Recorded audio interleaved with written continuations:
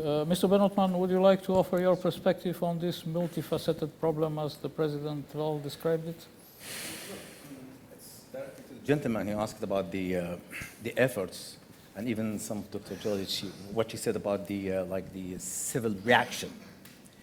My question is it the first time we are discussing this issue and no effort has been done before, especially in the West, to tackle this issue from a very civilized point of view? How many billions has been spent, like in UK, you name it, you talk about it. But I will tell you something you will never ever going to find in the academic world, Take it, and if you have time, do research about what I'm just about to say now. Because most of the programs you've just mentioned now as a civil or civic reaction to radicalization process in Europe based on one thing, Muslim communities. This idea itself is the disease because it's reinforcing the idea that you are not a Brit, you are a Muslim. Brit, it's just a geographical, consequences. It happened by, either you are a legal immigrant and then you ended up with a citizenship or whatever, or by accident of birth, you find yourself as a British citizen. So all the government programs based on this issue, and which makes the situation goes from bad to worse, the British government or all the Western government, they accepted or they've been fooled by the idea of Muslim community leaders. Take them, all of them, name by name, and do research about them. Who is really representing Muslim communities, for instance, in UK? If there's 3 million Muslims in UK, just give me one name, he can claim he is a real Muslim leader, and people, they do listen to him. I can't challenge anyone for that. The most effective leaders, Muslim leaders in UK, they are the jihadists, who they promote the message of hate. Why? Because they take that from the society itself. It's not because they fight over a Muslim society, God knows where in Bradford or, all of these places. No, because they have a very powerful message and they know how to talk to the people. This is the real disease about these issues. And it's, I think, destroying two issues. First of all, what's the real meaning of citizenship? Because I think most of the programs should not treat Muslims as something special, aliens coming from somewhere, then they ended up in Europe. No, from a cultural perspective, yes. And I think Europe is a very tolerant, especially UK or the British society is one of the most open, tolerant societies on earth, no doubt about that. But when the government interfere, to tackle these issues, the problem is destroying the issue of citizenship itself. Muslims should be treated politically from one point of view. There is one political system in the United Kingdom, which is Westminster democracy. There is no exception. If you don't like it, leave. Go to hell, okay? But if it comes to social issues, some people, they've been marginalized economically, God knows what, yes. And this is at the hardcore of the British society as well, not the government. People, they do that, they support that. That's the main disease about this issue, So I want you just to judge all the previous efforts. The Islamists, they are very good here, especially the Muslim Brotherhood. If you do a real analysis, or if you have access to classified intelligence analysis in any Western government, you will see these issues very clear with names, organizations, associations. You'll see all the people that benefit from this. It's the people belong to the Muslim Brotherhood school of thought. Or they are part of it, or they are very good to deceive people, the system to benefit from that. And the problem is, when they have the privilege or access to the government fund, they don't do that for the benefit of United Kingdom, Germany, France, you name it, any country. No, they do that for the group, the jama'ah, the organization. And they use that, to serve their own purpose, guess where? In the Middle East. To put more pressure, so it's a political added value to the Islamist groups in Europe, not for the European countries themselves. This is my answer. Thank you. I can't help from saying that people are active on Twitter, and I think Juliet has been quoted many times from what I saw. You will see that later, Julian. But the next question comes from here. You have the floor, sir. Microphone here, please. and your next question will be there, but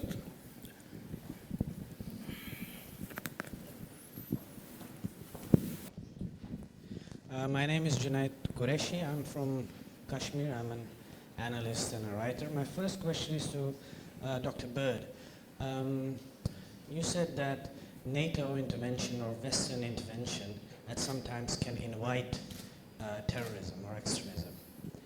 So although it's not the jurisdiction of NATO, but don't you think you're forgetting a lot of other regions, like the region of South Asia, where there are many regional conflicts which can be imparted with religious color and turn into extremism? And secondly, while I think that NATO intervention or Western intervention invites extremism because the terrorist becomes a terrorist when it's your terrorist. Don't you think that anyone's terrorist should be everyone's terrorist? Because Taliban was fine until 9/11 happened. Then we went there. Syria was also fine quite a few months until Europeans went there to fight. So this is maybe the thinking of the people there, that West intervenes as soon as it becomes their terrorist. So it should be more globally. And a small question to Ben Othman. What do you think should be done? Because you said military is the solution. Well, maybe you should tackle it at the source. What do you think should be done to the numerous madrasas in Asia, South Asia? Because the Taliban was, of course, born from one such madrasa. So what's the solution to that? Thank you. okay, Juliet Bird. Well, I can try, but I'm not terribly sure I understood the question. I didn't get the bit about my terrorist and everybody else's terrorist. Do you think you could clarify that? Yeah, I wanted to say that until it becomes a problem for the West, if it happens regionally, the West does not seem to care. And as soon as the West is attacked, it becomes a terrorist. I heard that, thank you. It's an almost impossible question to answer because I suppose the issue of globalization of news coverage means that every terrorist theater is open to being followed by anyone, anywhere in the world.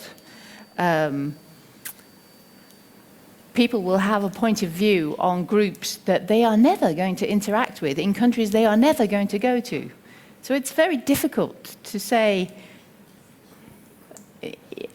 I'm not sure that I can really cope with the idea of owning somebody else's terrorist group. I can return to the first part of your point, which was you said that I had said that when a military operation was on the ground, it could cause terrorism. I think I actually said that care had to be taken not to cause the next wave, not to cause an extreme response, not to push people towards using violence against the ideas of that occupying force. And I stick to that because if you turn up in somebody else's country and you walk around in your size 12 shoes on people's feelings and norms and cultural sensitivities, you're going to cause problems. For NATO as a coalition, it's kind of multiplied several times over because we had 50-something countries in the coalition in ISAF, and not everybody had the same training before they went there. Not everybody was necessarily as familiar as they should be with all the rules of engagement. So there are always going to be difficulties when you work as a coalition, ensuring that you have a common approach. And that can cause problems, I don't dispute it. I'm not sure I can really cope with the rest of the question. If I could just add one aspect of the military approach before you turn to Mr. Ben Othman. I mentioned working with the partnerships, with the Mediterranean Dialogue and with the ICI partnerships. I should have added that we have been becoming especially close to those countries that have been contributing to our operations over the last, I don't know, decades or so. And we have enhanced opportunity enhanced operational partnerships, and Jordan is one of those countries. It's a partner that shares the values and has demonstrated its ability and its desire to work with NATO.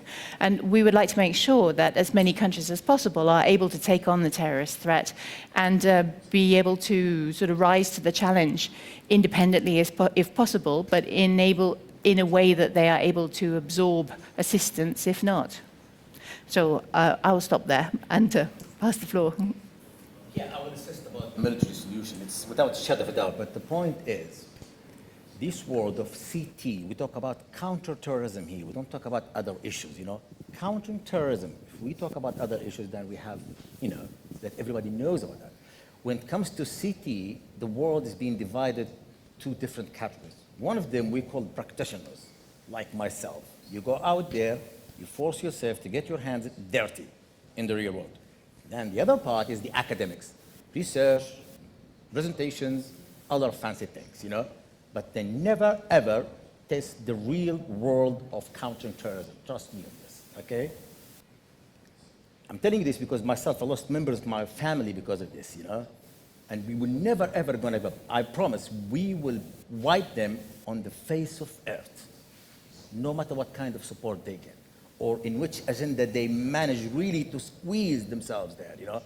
That's it. That's the means of counterterrorism. So here, if you define the war, it's about people, they have a fancy romantic ideology, okay? Like communism, whatever. And they think, yeah, the world should be like this. Then yes, I will, you know, hire a lot of academics, people, they love research, whatever, I'm gonna send them there. You know, I will fund them to enjoy themselves and then to debate them.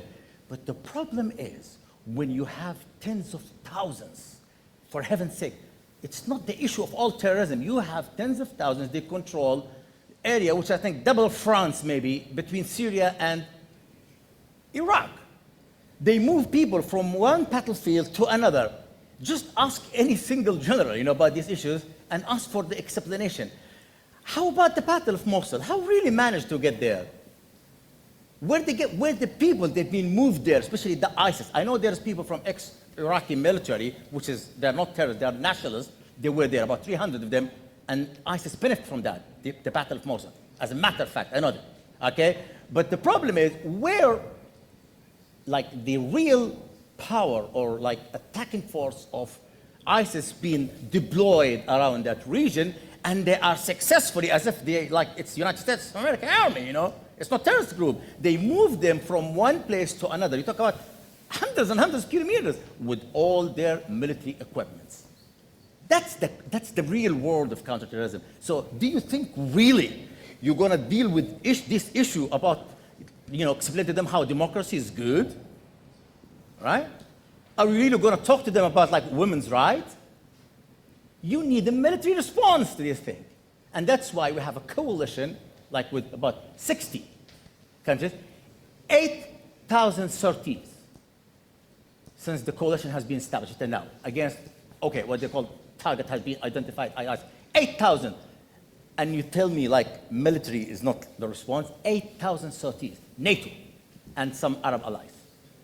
So that's reinforced my argument, but I know the political argument.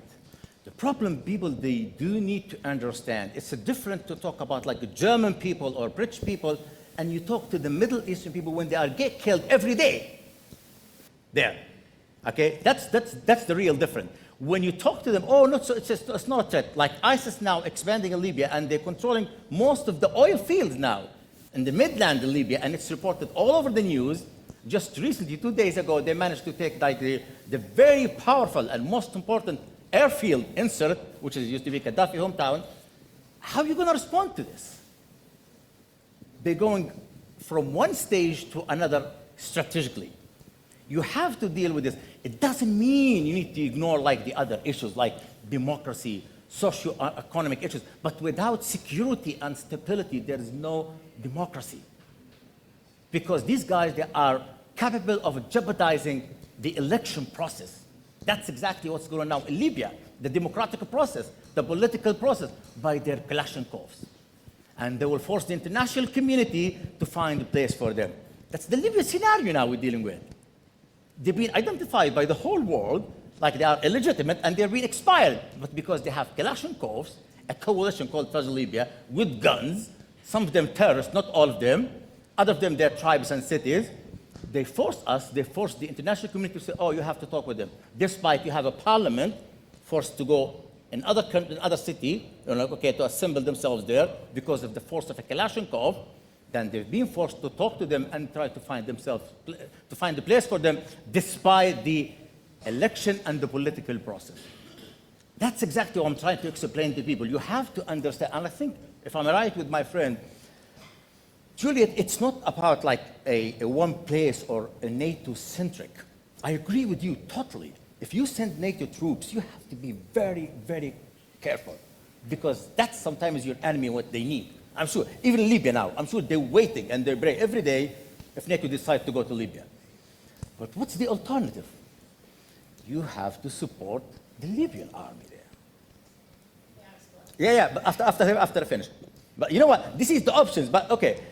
I might spend like a year arguing with you. Oh, should we support? No, because General Haftar. Oh, maybe they did this. Oh, because the Muslim Brotherhood said. Oh, we will jeopardize the political process. While we are arguing, ISIS sending troops, not the terrorists now, there start to be troops from Syria, Iraq, through Turkey, using the Mediterranean Sea, to Libya, and they expand. And you and I still arguing what we should do. That's the real world of terrorism. Then I saw a question over there, and I guess it will be the last one, and we'll wrap up. But Juliet Bird. Thank you very much for the chance to respond. Just to say that NATO only acts when it has a mandate. We haven't got a mandate. I heard a super article on the radio yesterday morning. It was an academic advisor to Obama. He was retiring, I think, and he said we need a sense of humility because we went to Iraq. These are his words. We went to Iraq and we occupied it, and that didn't work. We went to Libya. We didn't occupy it. That didn't work. We haven't been to Syria and we haven't occupied it, but that's not looking good. So the question is, what is there to do? And it's only when the international community has its ideas straight that there is likely to be a mandate in order for NATO to be able to react. The only military deployment or the only military contribution we're making to the situation in Iraq and Syria at the moment is a contribution of Patriots to Turkey for defense against incoming missiles. And we're putting together a package of defense capability building for Iraq. Now, I know that you want to go to the next question, but I'd like to turn to my colleague, if possible, because I feel very strongly about the issue of academics and the need for good data. The UN report that Peter was referring to points out that for a third of states, it's impossible for them to know how many people have traveled or how many people have come back again. So there is a role for academia somewhere along the line in this and many other areas. Ooh, I tried. Question here. Brooks Tigner, Jane's Defense. I don't need to stand up, do I? Yes, I have a question about Turkey. This is a country, a NATO ally, whose patrolling of its southern borders to prevent the movement of foreign fighters has been, let's say, less than efficient, to put it diplomatically. So my question to you is, do you expect the new government post-election to change this? For instance, Mr. Spoor, you mentioned your boss is going to Turkey in 10 days. Is Gilles going to discuss that? And also how to get better intel exchanges from the Turkish intel and border authorities. Ms. Bird, I assume that NATO has assessed this as well. If it hasn't, it's not doing its job. So would you tell us how NATO sees that? Is this going to improve or not? And perhaps a brief commentary from our Jordanian participant as well. Thank you. Whom was the question addressed? Peter, Should I start? Yeah. Thank you. Yeah, Turkey. It's obviously on the front line of this problem. NATO member, a 900-kilometer long border with Syria. If you add the Iraqi piece to that, you're looking at about, I think, 1,300 kilometers. Rugged, very rugged terrain. Some of it heavily mined from many years back. So it's not the most enviable policing border security task in the world, and I think we need a degree of realism around that. I also think, I've been out there, I've worked in Turkey for many years, and I think there's a degree of comprehension needed as well in Western Europe about just how much Turkey has done. We've talked about countering violent extremism, radicalization, trying to mitigate the impact of conflict. 3 million refugees in 4 years. I would ask anyone, Germans in the audience, Brits, French, to imagine the impact on their societies of a refugee influx of that scale and the pressure that puts on social services and everything else. And there's understandably been tensions, I think, economic tensions in the border areas, especially as rents have gone up, unemployment's risen. But, given the scale of that, I am amazed at the fact that there hasn't been a sort of a more tension expressed in the streets. In terms of its cooperation with the EU, with NATO, I mean, I can speak on behalf of the EU, certainly. We are working very closely with them on intelligence, police exchange. Our member states are doing that. I think cooperation has got better. The Turks complain that we don't share enough early enough. And I think member states have taken it upon themselves to try and improve information flows. The Turks now have a watch list, I think, with about 1,400 names on it, including many thousands of Europeans who are turning back at the airport on arrival. I think they've deported about 1,100 now. That figure's rising. So I think there's always scope to make that better, and that's one of the reasons Gilles going to try and find out where we can ramp things up. But there is a good base of cooperation there. In terms of the election result, well, again, I'm going to say something very positive. I'm sorry if I'm sounding like a champion of Turkey here. Well, if you live in a country for 4 years, it gets under your skin. But 85% turnout in a general election. I think PACE, OSCE monitors have given it a very clean bill of health. It's been a marvelous exercise in democracy for a start. And I think 90 women MPs have been elected, 20% of the House. So I think it deserves a lot of praise there. They're clearly, though, now a big period of uncertainty. The President, I think, spoke yesterday about coalition building and new formations, and we'll have to see what comes out of that. But irrespective, I think, of the colour of the future government, I would expect the EU's cooperation with Turkey on counter-terrorism to be right up there as a frontline issue, and whether it's opposition coalitions, government AKP coalitions, I think that's going to be a constant. Other thing we should mention while we're on Turkey and terrorism, of course, is Kurdish peace process, and that's one of the longest-running terrorist conflicts in the world. 40,000 dead over 30, 40 years. And I think the Turkish government took a lot of brave steps on that to sit at the negotiating table with the leader to start talks with him. And I have to hope and pray that irrespective, again, of the outcome of this election, that process continues, and the EU must lend its support to that process. It's absolutely critical for us that the Turkish government gets the help it needs to bring that to fruition. Thank you, Peter. Before I give the floor to Fabrizio, just final words from me. I think our time is gone now, and I've taken a few notes trying to wrap up this debate. We need to improve the citizen culture, and this, I think, implies, for example, the mosques in our neighborhood, for example, when often things start. We need smart counter-narratives. We discussed propaganda at length. We need better cooperation between the institutions, especially EU and NATO. We need to work better with our partners from across the Mediterranean, bridge the gap of poverty, never forget the development dimension. We didn't touch very much the media issue. I regret that a little bit. Yes, the legal basis exists, but does the international community have its idea straight? I finish here.